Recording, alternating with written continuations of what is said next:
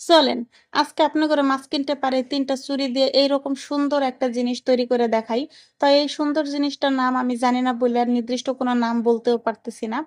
আর এই যে এর জন্য ১ম এই লয়ে লইছি ৩ টা চুড়ি, নিয়ে লইছি মাস্কিন টেপ, একটা ছোট মিনি ক্যাঁচি আর যেগুলো আগে আপনাগরে একবার করে দেখাই নিছি।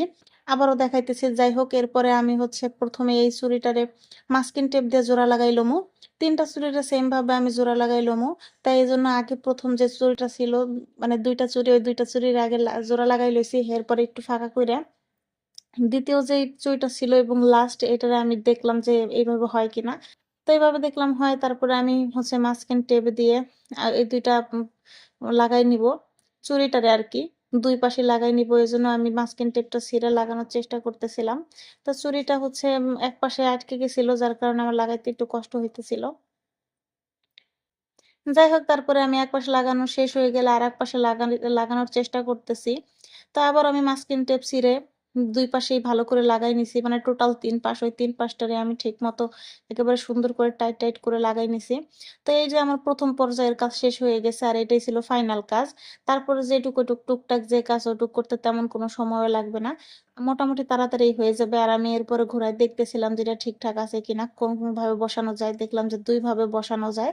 তাই আমি একভাবে বসায় দেখতেছিলাম ঠিকভাবে বসে কিনা। তারপরে আবার উল্টায় দেখলাম ঠিকভাবে বসে কিনা। তো দেখলাম বসে। আর এদিকে আমার এই যে চুড়িটারে গোল করে আগে আঠা দিয়ে এই কাগজের সাথে লাগাই নিছি।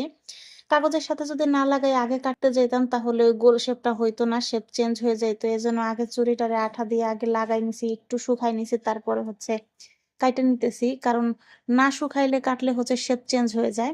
যাই হোক এরপর শুকাই গেছে বলে আমি কাটতেছিলাম। তো কাটাটা হয়ে গেলে তারপরে আসবে আরেকটা ৩য় পর্যায়ের কাজ। তো এজন্য আমি আগে এটারে কাইটা তারপরে একটু শুকাই নিবো। না শুকাই নিলে ৩য় পর্যায়ের কাজে আমি যাইতে পারবো না। যার কারণে আগে আমি এটারে কাইটা ভালো করে একটু শুকাইতে দিয়ে নিবো। তার জন্য আমি এটার উপরে কিছুক্ষণ রাইখে দিব যে শুকায় যাক, তারপরে হচ্ছে আমি ৩য় পর্যায়ের কাজে যাবো। তারপরে কাটার পরে একটুখানি বাকি ছিল পাশে ফাঁকা একটু জায়গা, তাই ওইটুকটা আমি ঠিকঠাক করে নিলাম। আর বসায় দেখলাম যে ঠিকঠাকভাবে বসে কিনা। তা দেখলাম একেবারে খাপে খাপ ময়নার বাপ হয়ে গেছে। এরপর দেখলাম যে ভালোই বসে, ২ পাশে আমি বসাইতে পারতেছি। তাই আগে আমি দেখলাম যে কোন পাশে ভালো বসে সেটা আগে ট্রাই করে নিতেছি। নাইলে আবার পরবর্তীতে আমি বসাইতে পারবো না। এই পাশে দেখলাম যে ঠিকঠাক মতো বসে না, তাই চেষ্টা করতেছিলাম বসানোর জন্য। তা দেখলাম বসলোই না একেবারে। তারপরে আমি কি করব, যেভাবে আগে বসাইতে চাইছি ওইভাবেই বসায় নিলাম।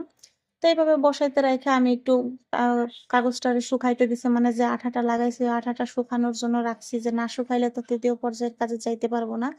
৩য় পর্যায়ের কাজ বলতে আমি একটু রং করে নিব। যেহেতু আঠাটার কালার সাদা বোঝা যাইতেছে, তো ওই কালারটা করে আমি ঢাইকে দিব। যার কারণে হচ্ছে আঠাটা যাতে না বোঝা যায় এই কারণে।